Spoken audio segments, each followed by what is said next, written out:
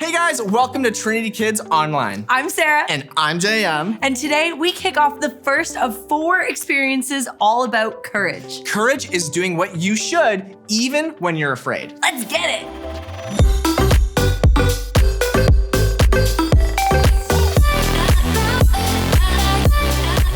So obviously when we talk about courage, it usually means that there's some things that we're afraid of. So, JM, what's something that you're afraid of? Guys, I do not like wasps. They are the most scary thing on the entire planet. How do you feel about bees? Just wasps or bees and wasps? They're still scary, but not so much because they make honey, and I really like honey. It's delicious. But wasps. Yeah, wasps are the worst. Okay, so I shared something that I'm afraid of. Hey, what's something that you are afraid of? Okay. I'm afraid of doing new things sometimes. Yeah. Like if I have to do something that I've never done before, I get like that scares me sometimes. Yeah, that can be pretty scary. Hey, so for you guys that are at home, what's something that you're afraid of? I think everyone has something that they're afraid of.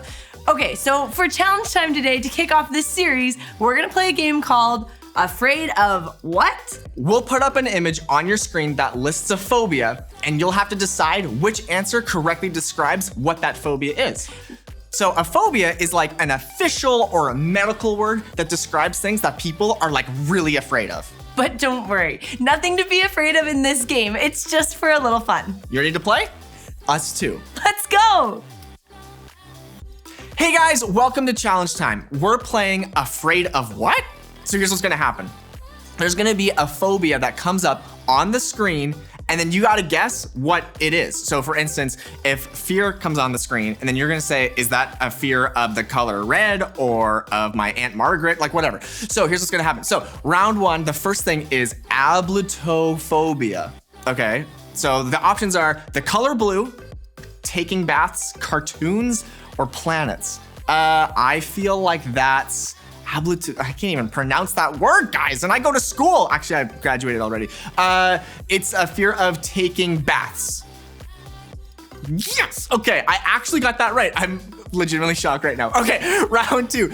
This one is olfactophobia. I think I got that right. Okay, if you guys can read these words, then you just tell me because whatever. Okay, those are the fears of, is it a fear of sounds, smells, sights, or cucumbers? That feels like a fear of cucumbers. What? It's a fear of smells?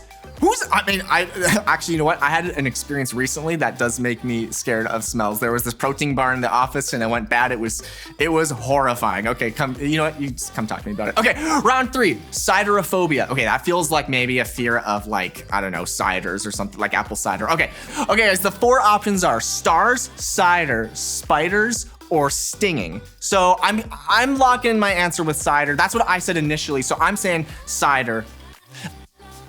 Guys, it's the fear of stars? Do they mean like stars in space or of like boggle? Like I don't really know what that is. Okay guys, let's go to round 4. Let's get it. This one is cathosophobia. Okay, well, I mean, I have an Aunt Kathy and she's pretty scary.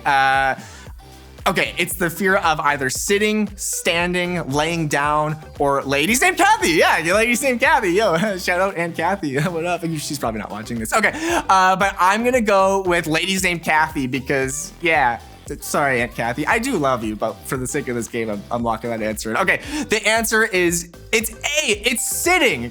Okay, for all the athletes in the room, you kind of understand what that is maybe. I don't know. Fear of sitting, guys, I don't know. I like sitting down a lot. Okay, round 5, let's get it. Round 5 is, how do you even pronounce this one, guys? It's either genophobia or genophobia. I don't know. I'll probably look it up after. Okay, it's the fear of elbows. That's awesome. Or chins, cheeks, or knees. Okay, so it's a fear of elbows. Those aren't really scary. Chin, well, I said elbows and then touched my chin. That was amazing.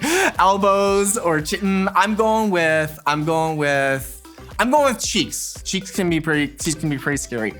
It's knees, guys. Is anyone here scared of knees? If you are, talk to me. Let's talk about that. That's awesome. Okay, hey, round 6 is, okay, guys, I don't know how to pronounce these.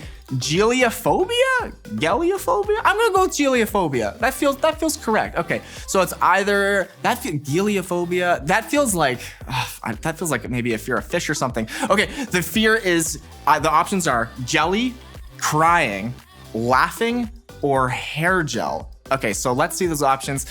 Jelly, crying. I'm going with laughing. And that's what I'm saying. Okay, let's see what it is. The answer is, it's laughing. Yes, okay.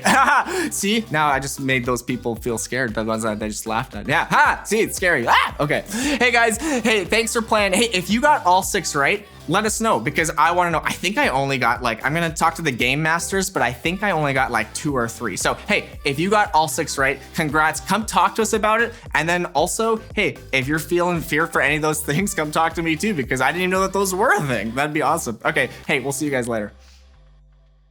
There were some pretty interesting things that people are afraid of. I know, right? The truth is, we do all get afraid. Our hearts start to beat a little faster, our eyes get sharper, our ears are on high alert, all sorts of things happen. And there are things that we can do when we're afraid that help calm us down. Amaya and Zeke are in the story lab today, and they'll walk through some of the ways that we can help ourselves to think more clearly when we're afraid. They also tell us the top 5 things that people are afraid of. What do you think they are? You might be surprised. Then Brian tells us a powerful story from the Bible about 12 spies that went on a mission. Cool. But when the reports these spies bring back are mixed, they find themselves in a dilemma. What do you think happened?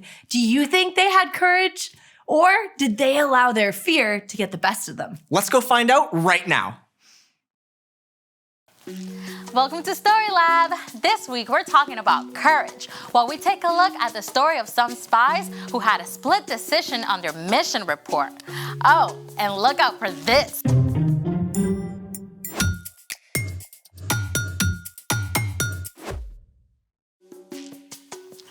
Hey, I'm Amaya. And I'm Zeke. And we're talking about courage, which is being brave enough to do what you should, even when you're afraid. So, let me get this straight. Fear is where courage starts? Yep.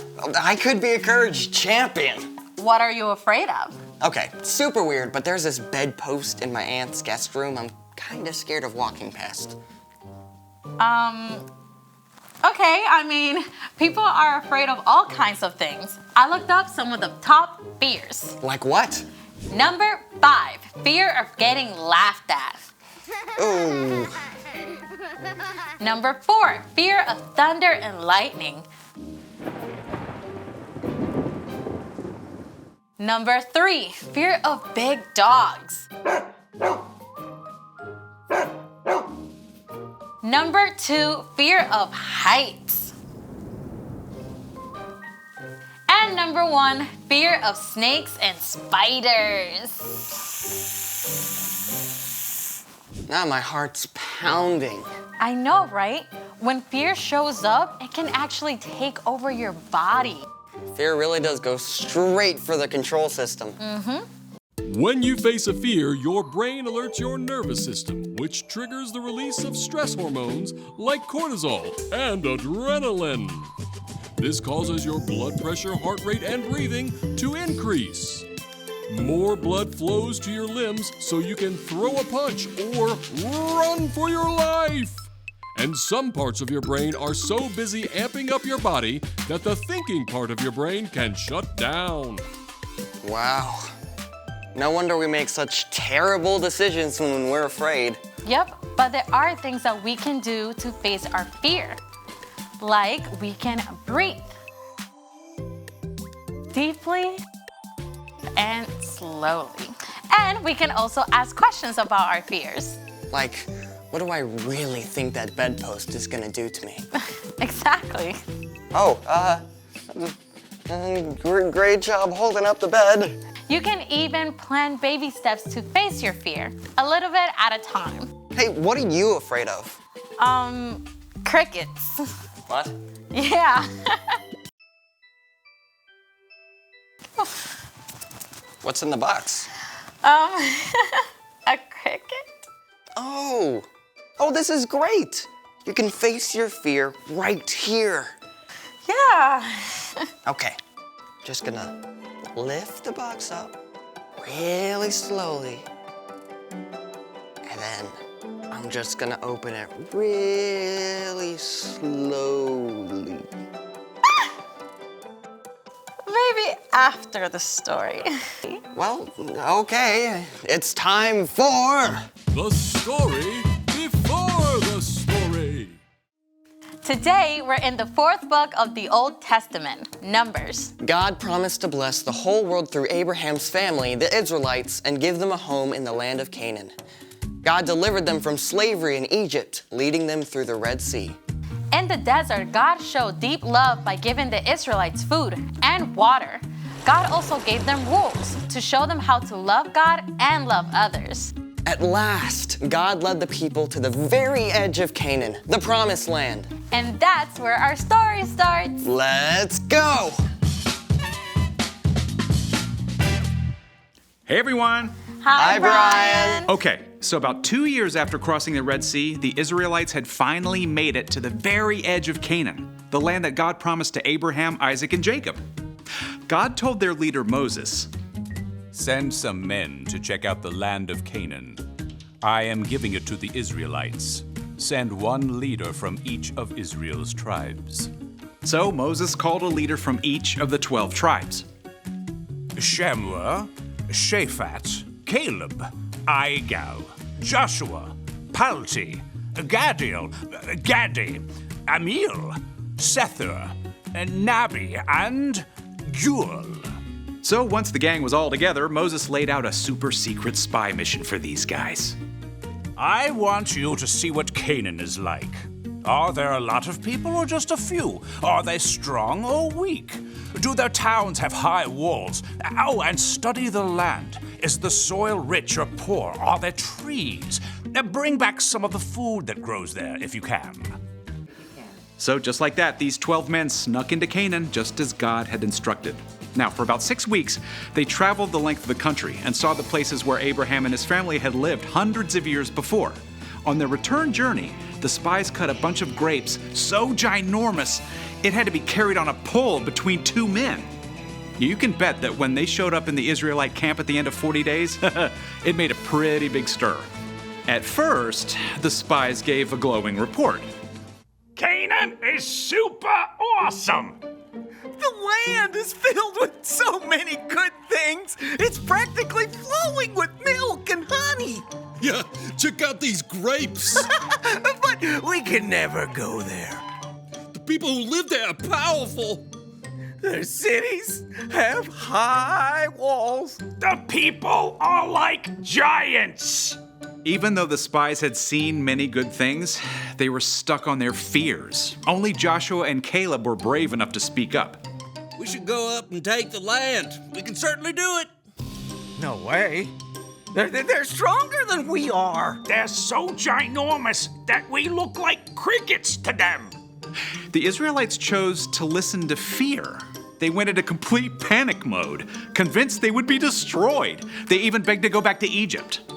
Joshua and Caleb tried to speak to them.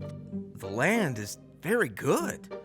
If the Lord is pleased with us, He'll lead us there. He will give it to us.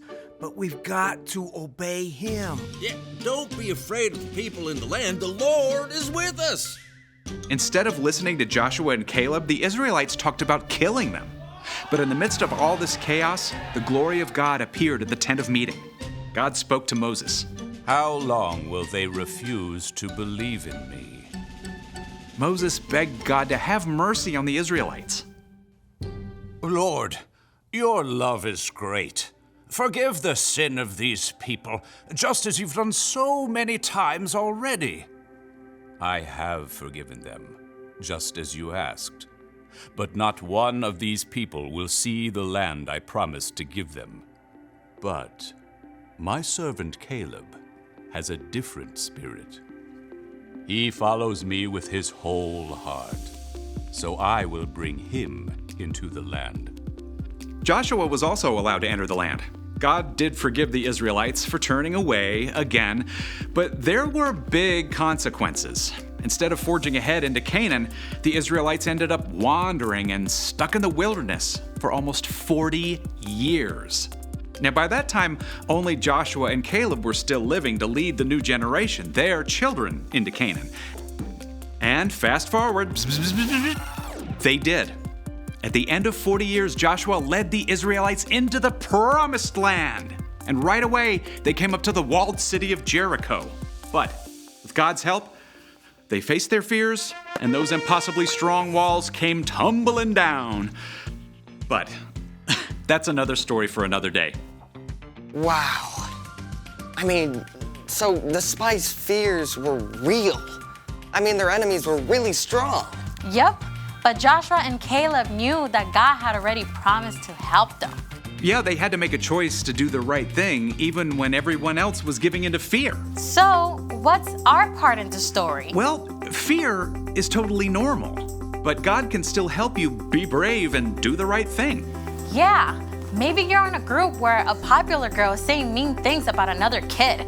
Your friends might be afraid to speak up because they don't want to get laughed at, but you can be brave and you can speak up because that's not right. Or maybe the fire alarm goes off and one of your friends is really panicked. That happened in my school. Yeah, you can be the one to stop and help them calm down. Right. You never have to face fear alone.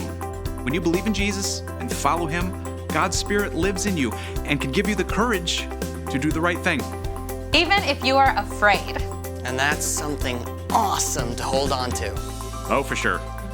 See you next time. So here's the thing. You can do what you should even when others are afraid. Want to face that fear right now?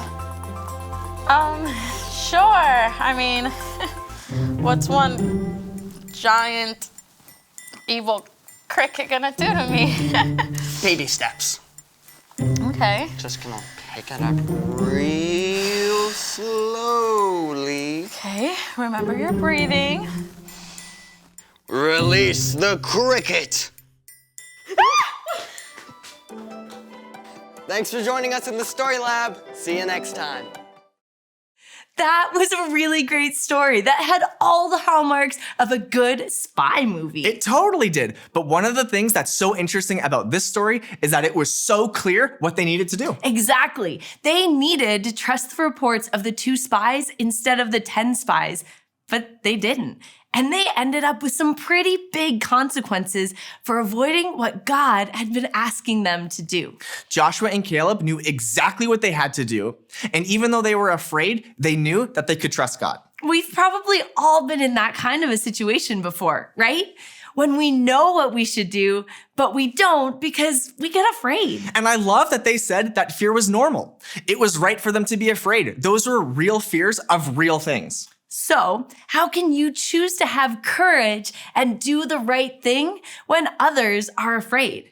It's what they said in the Bible story. You never have to face fear alone because when you believe in Jesus and follow him, God's Spirit lives in you and gives you the courage to do the right thing, even if you're afraid. And that is something awesome to hold on to. It's true.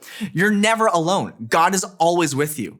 So next time you feel that nudge to do something you know is right and you feel afraid, that's God asking you to do the right thing. Whether that's telling the truth when telling a lie would get you out of trouble for now, or standing up for a friend. For all the ways that you will have courage in the face of fear, we're proud of you, and we love how God is working through you. Hey, thanks so much for hanging out with us today. Stay tuned for the So and So Show right after this, and Brady and Jared will be back next week.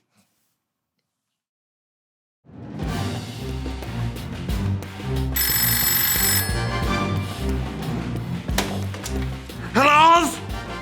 Are you serious? I'll be right there! And now, let's make sure we get some happy, content little mountains. That's the phone. Hello? Yes, I'll be there in a jiffy.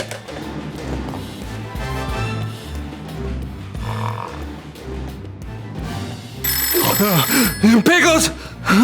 Oh. Greg Lowe. Yeah, I'll be right there.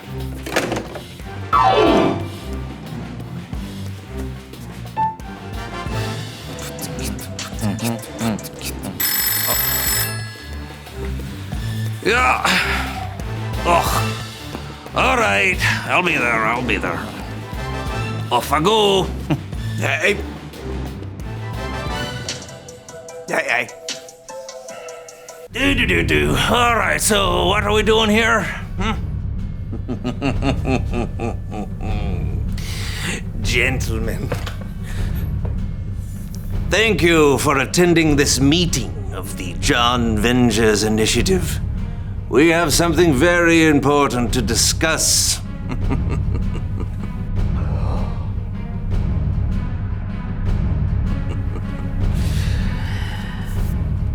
Where are we going to go to lunch? Oh, that's not the foods? That's menus? Greg! Very important. I love salmonella. What do you want, Smiley?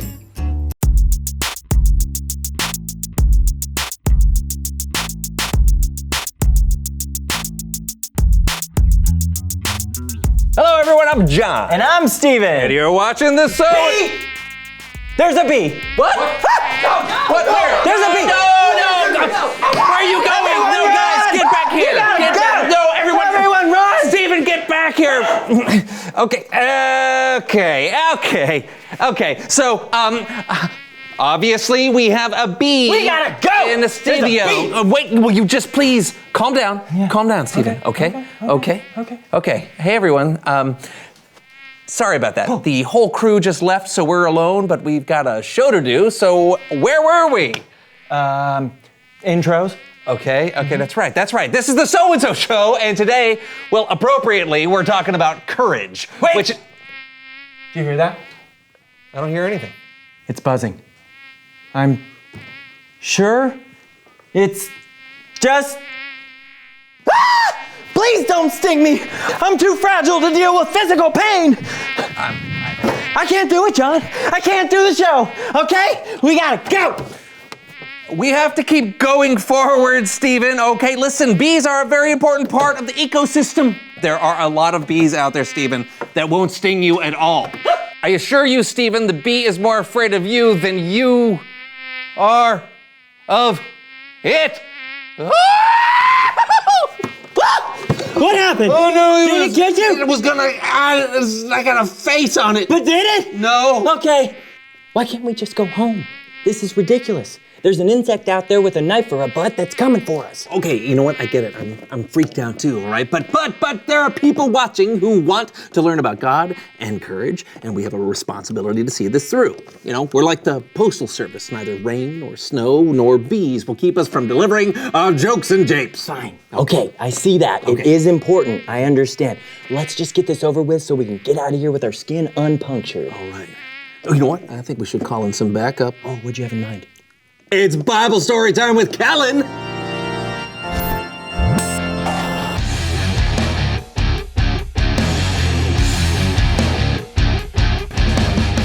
Hey! Hey, Kellen! Quiet! It'll hear us. Oh, right. What's going on? Hey, Kellen, there's a bee in the studio. That's terrifying. But you know, bees are actually an important part of our ecosystem. Yeah, I know. Yeah, we know, but we still don't want to get stung. Well, maybe I can take your mind off the tension with a story from the Bible. That's what we were counting on. Today's story is from the book of Numbers, and we'll be talking about a couple of guys named Joshua and Caleb. Oh, Josh and Caleb? Wait, hold on. What are you doing? Well, I've been shooting a short film about Joshua and Caleb, and I just cut together a trailer. You guys want to see it?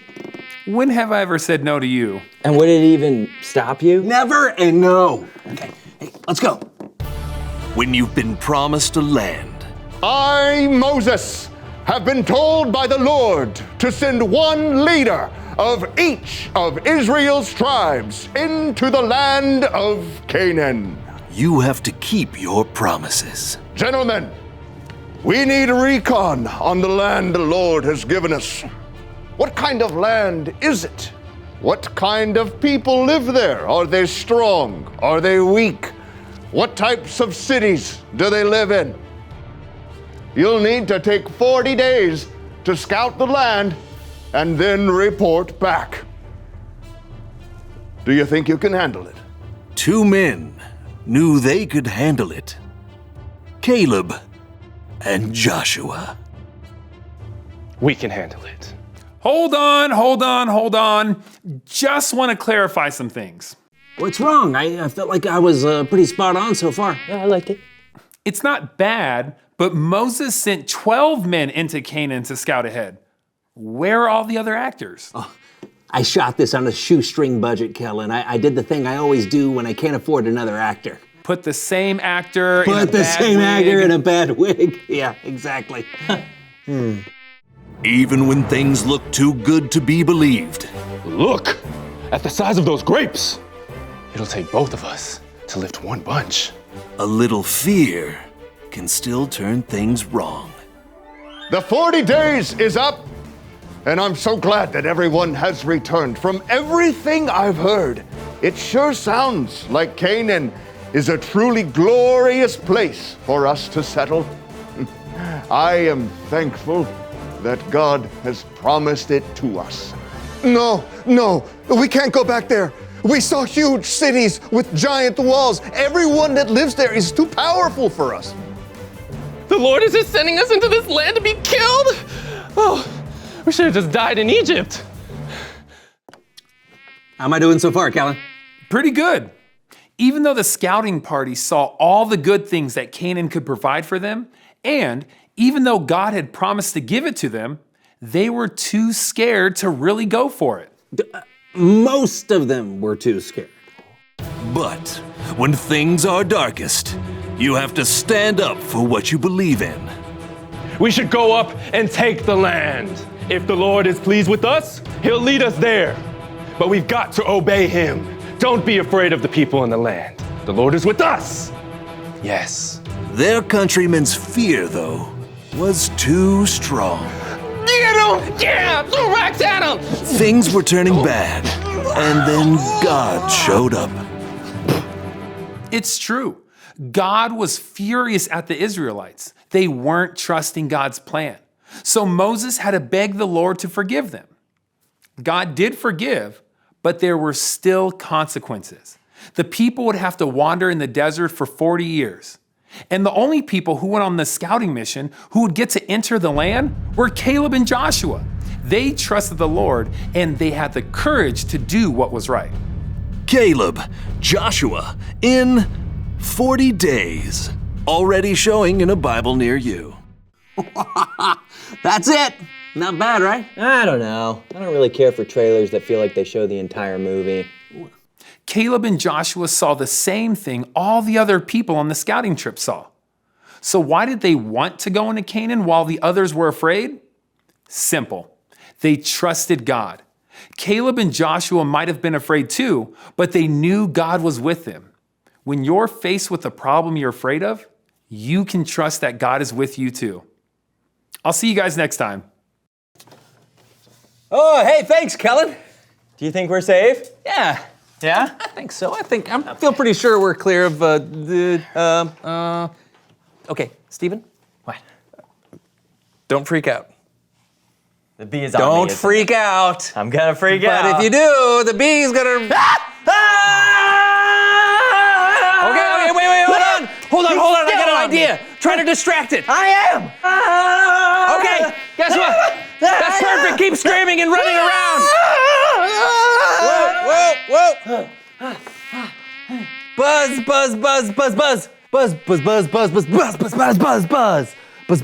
Oh, Buzz. Come here.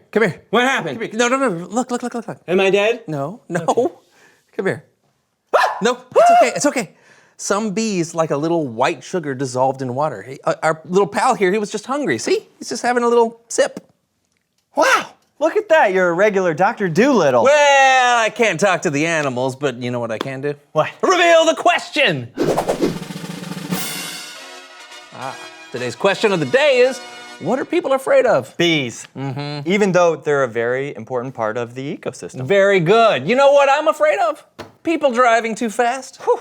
It could be something really serious, like someone you love getting sick, or it could be something that even you know is a little bit silly, like imagining an alligator lives under your bed. Oh, great. I wasn't afraid of that until now. Well, whatever it is, God will always be with you, so you can do what you should even when the people around you are afraid. Yeah, and as it turns out though, sometimes the things you're afraid of end up not being that scary at all. Yeah, you're right, like this bee. That's right. Until next time, I'm Steven. And I'm John. And this was the So-and-so Show. And that's our little bee friend. I'm surprised we aren't scaring him with our loud voices. I know he's probably used to people. You know how I had a squirrel eat out of my hand once. You did? Mm-hmm. What was he eating? Oh, my hand. Oh.